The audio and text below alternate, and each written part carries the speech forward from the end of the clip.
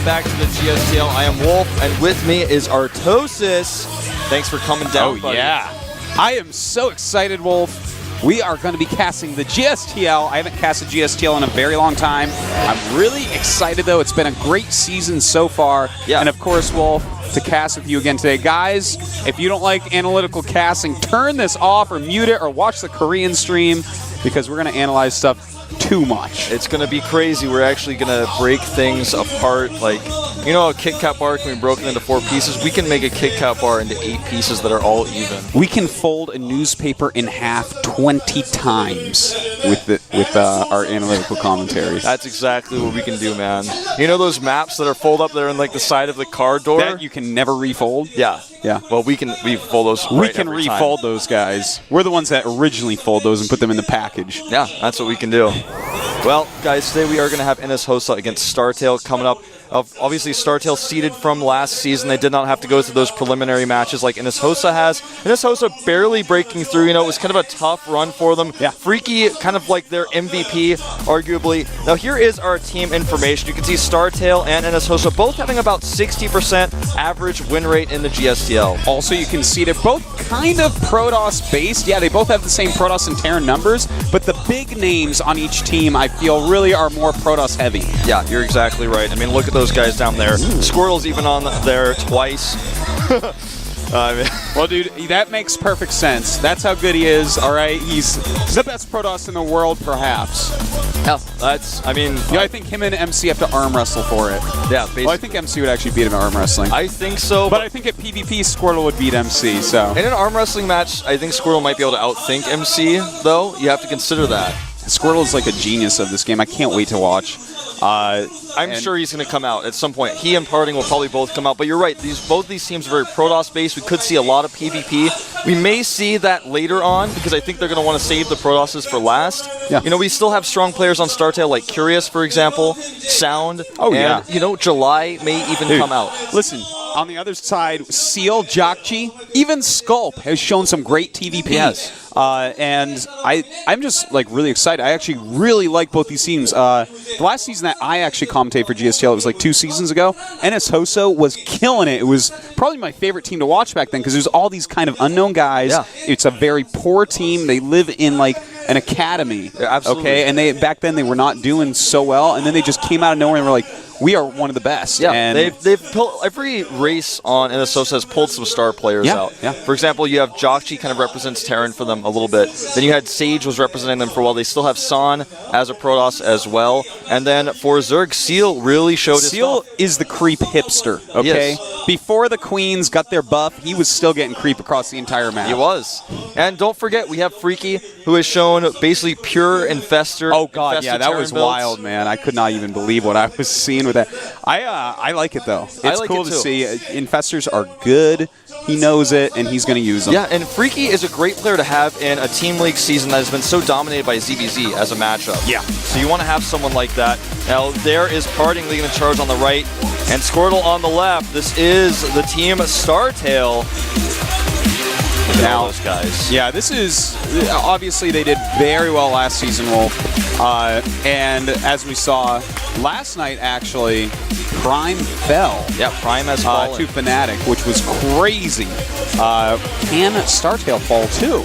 It's entirely possible. Wouldn't it be wild if like Enes Hossa and Fnatic just are like crushing this team league?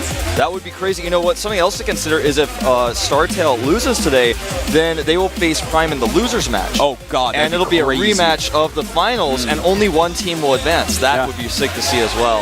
Yeah, I hope they lose now. Yeah, get out of here, StarTale. But you got to give them the edge. You know, they are like a sick baller lineup of a team.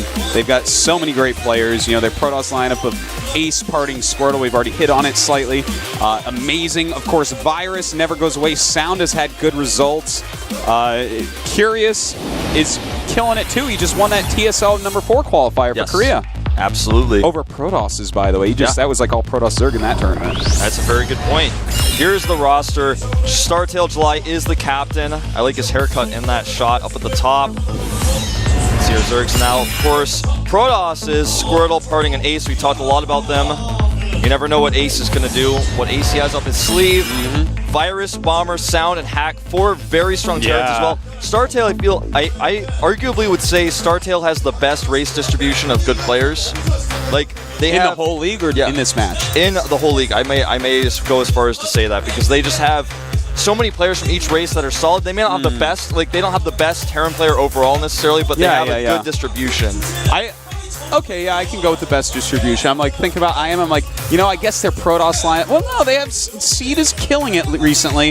You know what? Well, forget you, man. I think IM's right there with them, with Seed and Younghua being like amazing top-end Protoss. Yeah, you're of course, right. Lucira, Nestea, MVP Happy. Yeah, and I feel like both of these teams, what's cool about it is when you have this many players, Hack is not the best Terran player in the world. He's no MVP. But when you have TVP, man. It is. It's good. And when you need a player for a map, you know, for a certain matchup, you have so many options.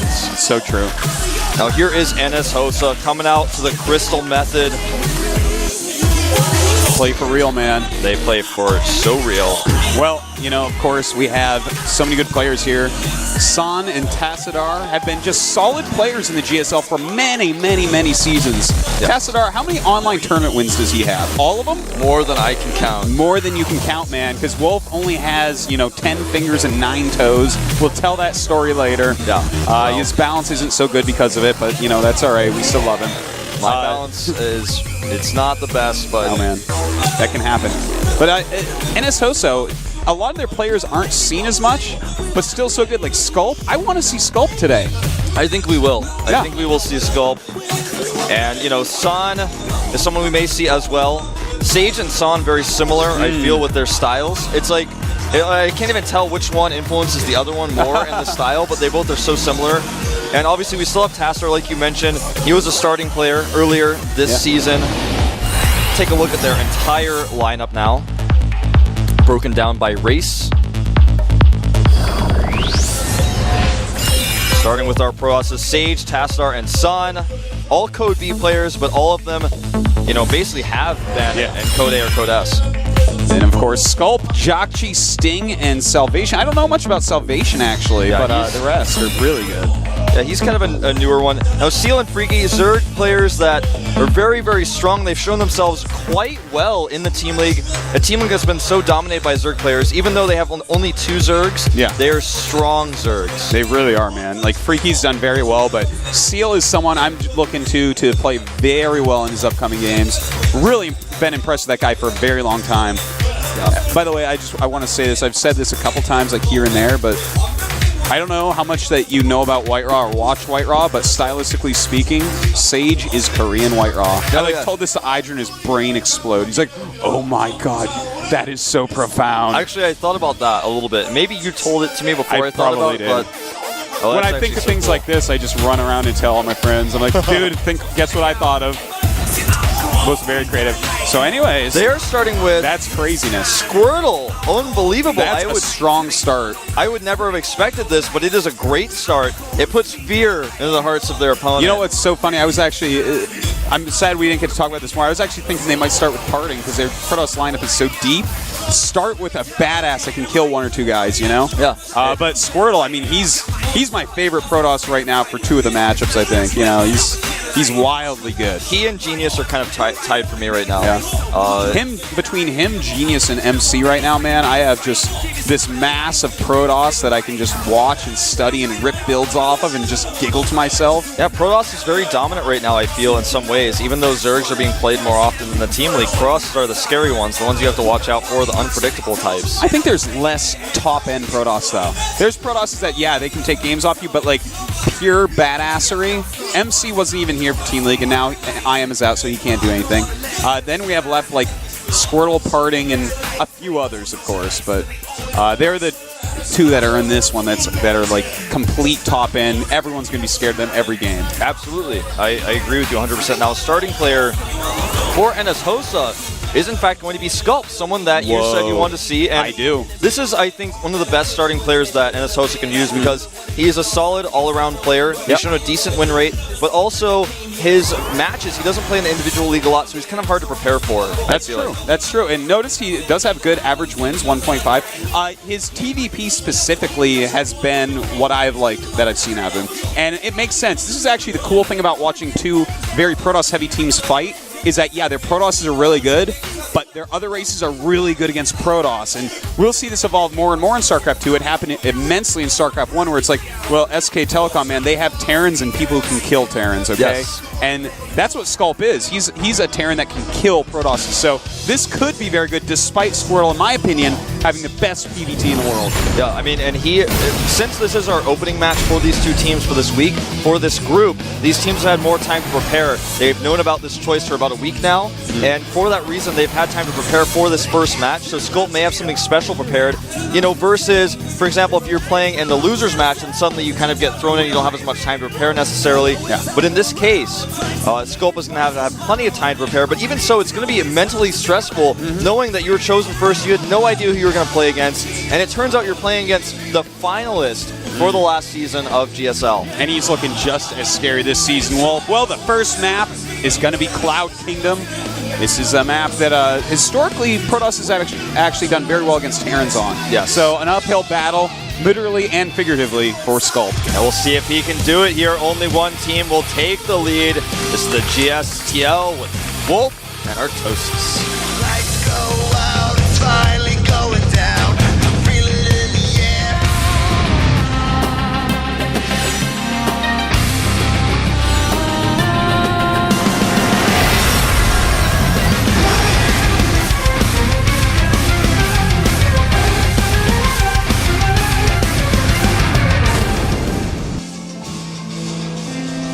All right, at the bottom left, our starting player for the team StarTale, finalist from last season of Code S, he is... StarTaleQ! I didn't even talk about Pokemon at all with that intro. Yeah. I forgot about that. He's That's also okay. a Pokemon. We'll get into that if the game gets to a boring area. Yep, Season 2 Code S runner-up. Looks very focused right now. His opponent at the top right, starting player for Enes Hossa, strong Terran. His ID is... Enes Hossa! Sculpt! What is a Sculpt?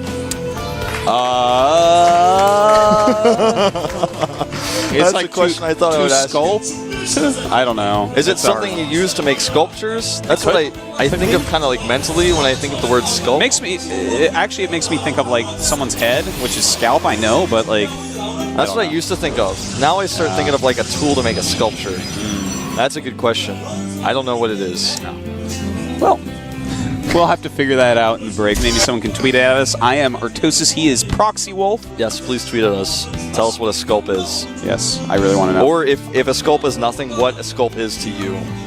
Because that's what I want to know. Yeah, that's important. As we saw, actually, last time they played, he beat him. So that's interesting to see. Yeah, that is, that's the kind of stat that I really like to see. Because that does affect you mentally. Even if you are the GSL finalist, it's like, well, this guy beat me. Yeah, so absolutely. maybe there's something special about Squirtle's been a top Protoss since forever. So to lose at any point, even if he wasn't producing as well, definitely. Yeah. Now, I want to see how Sculpt's going to deal with the way Squirtle plays. Squirtle has this build order where he goes like 9 Pylon, 13 Gate, 15 Pylon, 15 Gas, then 18 Core, 18 Zealot. And then he goes into like a 21 Stalker, 23 Pylon, and then a Sentry. And then by the time he's hitting about 29 supply, your SCV is gone. And you don't know what he's going to do. And out of that, he has 4 builds he can use. Yeah, he has so many different options. With any type of build like that, where you don't get your Nexus really fast, the Terran basically has to guess. I mean, you can do so much with that. You can even do the parting build, which is something that people have been doing more and more often. The probe is basically showing his hand here, just making sure he can't eBay block. Yeah, you actually switching up a little bit. This is definitely a bit different than he was doing in his Code S group, and that I think that's on purpose because what he had planned out for that group was so powerful with the double gas, and, you know, not letting him see what you're going to do. But he's looking at this and saying, all right, he had so much to study of Absolutely. that I have to switch this up. And that, I mean, Squirtle plans for matches so well, it's like actually mind-boggling. Yes. And I like this choice. You know, some people think this is kind of a riskier choice because he was blocked by the depot. And whenever you're blocked by the depot, you don't really know what's going on. If you take the most educated, the most likely guess, especially in an opening match like this, it's probably going to be a 1-Rax expand. But to cut unit production entirely, and sometimes even pulling out of gas to get that faster next up, some people would say that's too risky. But I like the choice that Squirtle has taken here. On this map, I feel like it's safe. He's going to now take control with the Stalker. This Marine pressure will be thwarted with good micro. And he needs to make sure he does not lose very many more hit points. He may actually just want to go to the top of the ramp. I think he's actually lingering too long here. And if he loses that Stalker, yeah, he's not going to lose it. That Sentry can finish it off, and bam, there you go. All right, well, 2 hit points. he dealt with it. You know, he still has the Stalker, so that's good. He's killed 4 Marines, but yeah, he took a little bit more damage than you really want to see. I expected, you know, if there's an SCV with that, then you have to fight it at the ramp so you don't get bunkered. But if there's no SCV, I felt he could have gone to the ramp. But in the end, no real damage done. He made the choice to go to 3 gates before Robo just to be safe because he is completely blind here. This also gives him a little bit more attack potential. Yeah, and you know, I like it. It's smart to play safe because, again, as you mentioned, Sculp doesn't really know, or Squirrel doesn't really know what Sculp is doing, rather. And Sculp actually like doing a small twist, a small variation on an old build, where he actually got his gas after the first Rax while doing the fast expansion instead of 2 Raxes then 2 gases. Yes. So a little bit quicker stim here. Yeah, a little bit quicker stem, and he's also got the eBay up very quickly as well, which he may decide to hit with a faster timing with. Oh, this pressure, I mean, I think he's tipped his hand. I think he should have waited for the warping before showing. Now he's just going to pull SCVs to repair this and should be fine. Although, if he doesn't pull SCVs on time and does not get them over there, this could be deadly. You know, I think he's choosing to do this based upon the fact he killed 4 Marines. And the 2 Raxes are a little bit later, so this is actually a pretty good choice, even though he doesn't know about the Rax timing. He definitely can at least pick some stuff off.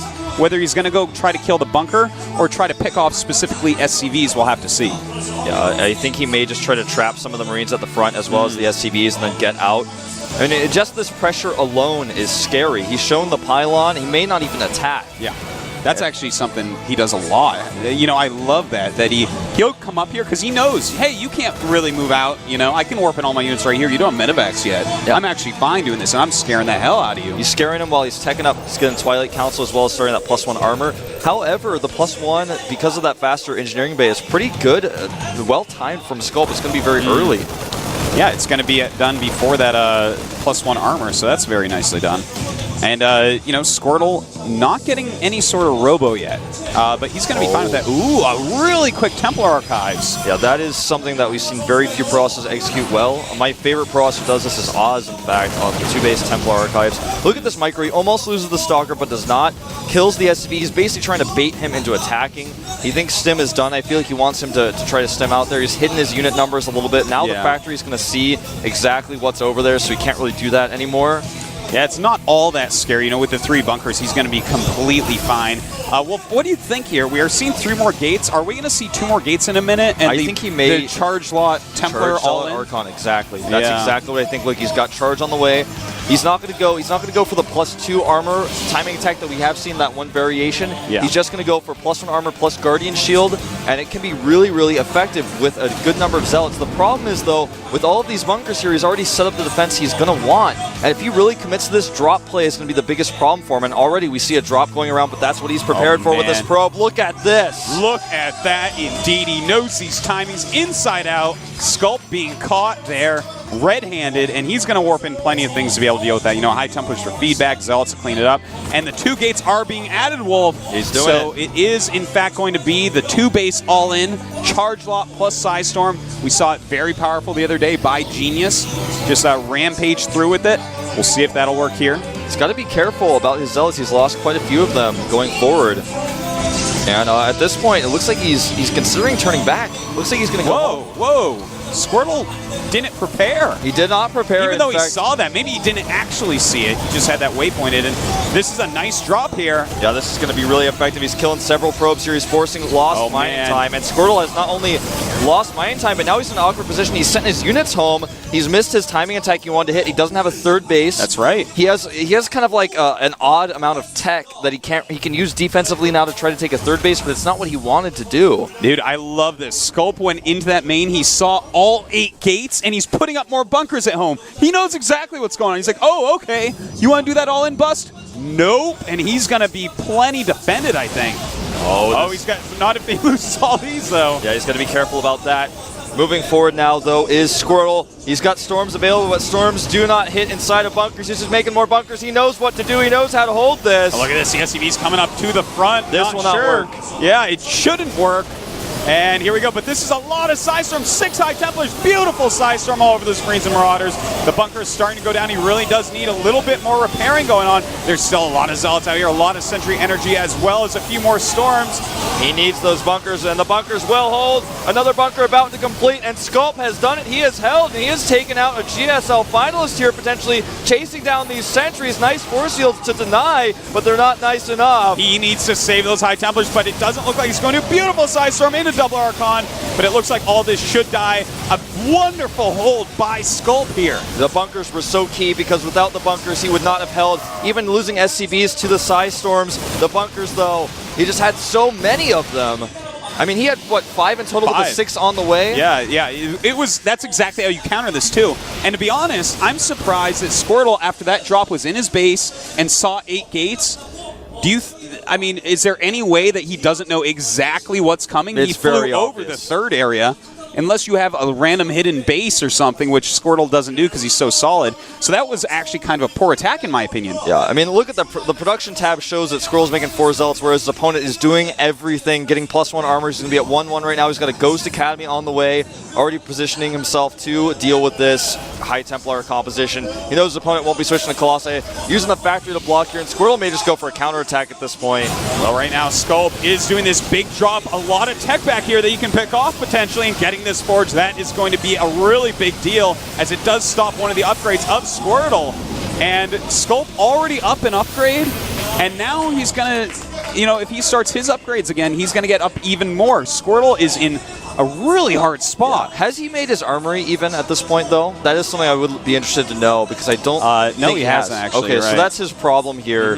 He's got a 3rd base, but I like that he's keeping it in his main for now. He's just continuing the drop harass, dropping the natural again right now, and he killed a Templar Archives and a Forge for losing hit points on a factory. That's what he traded there. Yeah. And Squirtle seems like he doesn't know what to do at this point, and I don't blame him. He's all inning in response, and, well, he has a lot of units, but that is a lot of bunkers. 2 more coming up. Can he get units inside? He's waiting for the Psystorms, but the bunkers will finish now. He's not inside the bunker, however, and this is actually doing more than I expected. He kills all the SCVs here. Yeah, that is a big bunch of SCVs killed off, and he needs to get in the bunkers a little bit more, but he's not doing it. He's just using those as a wall, actually, and that one Archon that was morphing, really blocking the units for a bit. He's targeting empty bunkers at this point. And now he's ahead in supply, and with Zealot Warpins will actually hold the drop. And this game is not over yet. Squirtle making something out of nothing here. Indeed he is, but he doesn't have a natural anymore. So right now, Sculp with his 3 command centers, if he actually holds this, which it looks like he's going to. He will. I think he will hold this. That is, I don't know that there's any way. With no reinforcements, he cannot continue the attack. His Archon with like 4 hit points left does go down. The final Stalker will as well. And, well, the worker count right now is 41-16 in our Protoss player's favor, but he just doesn't have the mining that he needs. He needs more Nexi, and their triple mules coming down. Not just that, but I mean, with almost no economy on one base, he can't warp in very much. In fact, he never got his Templar Archives again. He's making started. it now, yeah, but with basically just charge lots, the micro of Sculp should come out on top here. Yeah. I mean, the drop harassment and whatnot, he doesn't have the economy to actually deal with a full teched up Terran. Yeah, he does not. And right now, the Templar Archives will finish. He's gas heavy, so he can make a few Archons, but doing things like this is just going to, put him further and further behind. GG! Really? Skull Wow. takes game 1. Perfect read, perfect drop timing. I mean, the drop is really the most important part. Now, Squirtle, he waypointed a probe over to make that pylon, and we're like, oh my god, he saw it. This drop is never going to work. But, in professional StarCraft 2, you'll do things like waypoint that. You don't want to deal with that probe. You don't want to look down there. You're doing other stuff. And the fact that he did not catch that meant that he had nothing waiting for that drop. Say he warped in a high tempo 3 lots or something. Even and 3 stalkers sure. chase the drop away since there's one drop ship. 3 stalkers means he doesn't see the gates. He doesn't see the gates, doesn't make the bunkers. And if he doesn't make the bunkers, that attack can absolutely kill him. You know, he held it, and it looked like he held it really well, but if he had like 2 less bunkers there, it would not have looked like that, man. He would have killed a lot more units with Psy Storms, a lot less damage coming out against the Zealots. It would have been a different game. So a slight misstep, but Sculpt showing just how strong he is against Protoss. Absolutely. Now the question is, Artosis, who comes out next for Innis Hosa? For StarTale, you put out a star player first. Now you can't really follow it up with another star. Oh, okay. Sculpt, he's strong TVP. You don't want another Protoss coming out. You don't want to waste Ace or Parting right now. You know who I think? Don't tell me July Zerg. No. You're going to say Curious? No. No? Seal. I would say Seal here. Seal's on the same team as Sculpt. I don't know why I'm saying that. I'm like, that was the most embarrassing thing I've ever said. It's okay. But a player like Seal would be who I prefer. You know, Curious could come out here, but... they like to hold Curious back, though. Yeah, they do. Curious is like that monster in 300 that they cut the chain, and then he kills the guy who cut the chain and then attacks the other army.